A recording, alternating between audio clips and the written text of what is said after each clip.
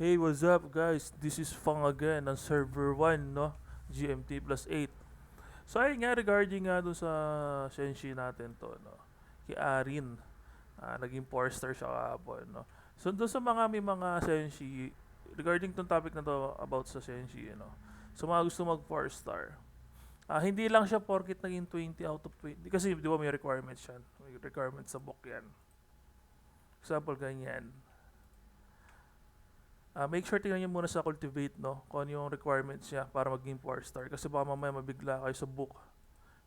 Ibinili nyo siya ng 20 book. Tapos kailangan pa kasi ng key to eh. May key pang kailangan.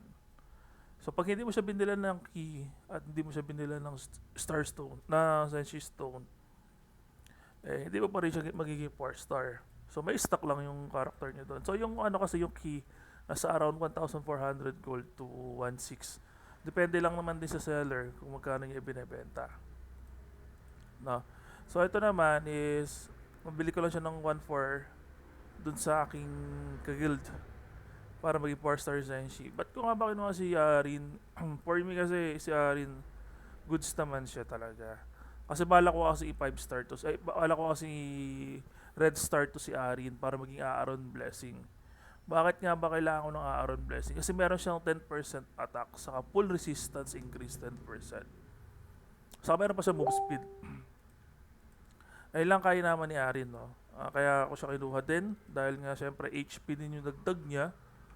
So kung mapapansin nyo, ito kasi dati wala to sa loyalty store. Yan, wala siya sa loyalty dati. Ngayon kasi nandito na siya eh. Nasa loyalty na siya eh. Pero nung unang labas daw na ito, nandito na daw talaga to. Inalis lang. Tapos nilagay sa AP. Then, ibinalik ulit dito. Kasi nga, ayan. Madali nang magpa 3 star sa inyo sa Arin. Kasi ipon-ipon lang kayo eh. Kasi sa amin lang talaga AP pinamili namin or gold. Ayan. So next natin ipo 4 star si Rita. Ayan, si Rita gusto natin yung 4 star. Kasi sayang attack 8% kay Rita eh. Pagka nag 4 star siya eh. Kahit 3 star lang din pala muna, no? Tapos susunod natin si Gogo, ito 3 star din natin si Gogo. Sayang attack 5% ako sa damage dun. Yan. Ito kasi yung pang starting kit na Senshi, no? Kasi nung binili ko kasi to that time, wala pa yung mga bagong Senshi eh. Hindi pa lumalabas. So kaya ito muna yung Senshi ko. So soon naman, magpapalit ako. Pero depende pa din sa akin. Oo.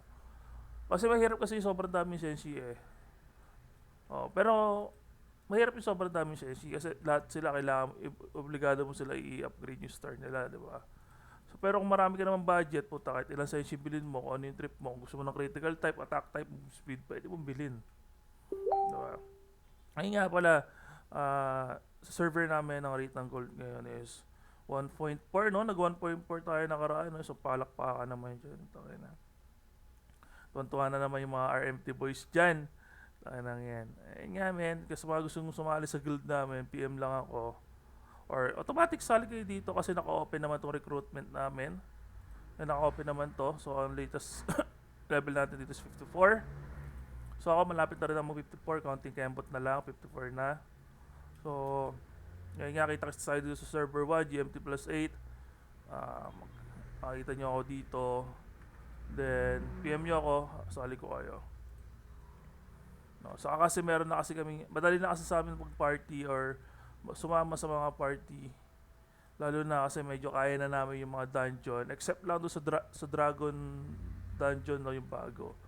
Medyo ano doon eh. Medyo mahapdi pa. Sa doon sa Hellfire.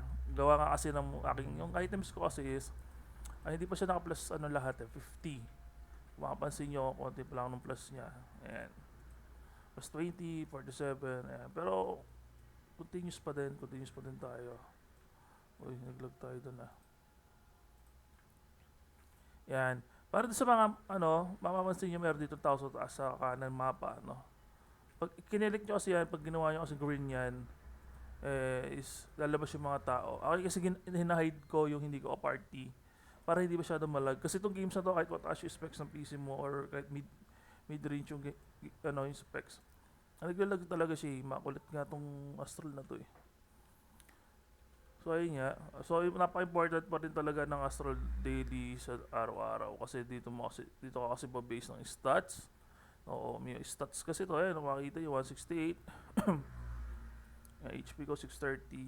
So kailangan tapusin niyo yan. Huwag niyo hindi tatapusin yan. Tayo na sayang. So lagi kayo mag Astral Quest bago kayo mag-run ng dungeon para hindi kayo hirap sa XP, no.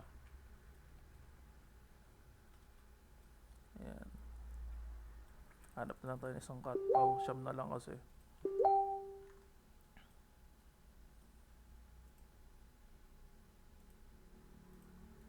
So ayan, madali lang mag-ipon ng gold dito, sobrang dali lang.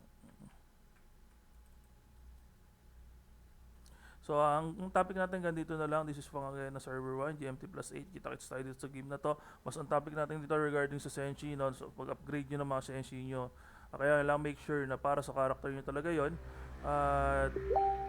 At gusto nyo talaga yung Senshi na yon para at least kahit paano sulit yung i-upgrade nyo, no? Para hindi sayang. O, sige, maraming salamat sa inyo guys.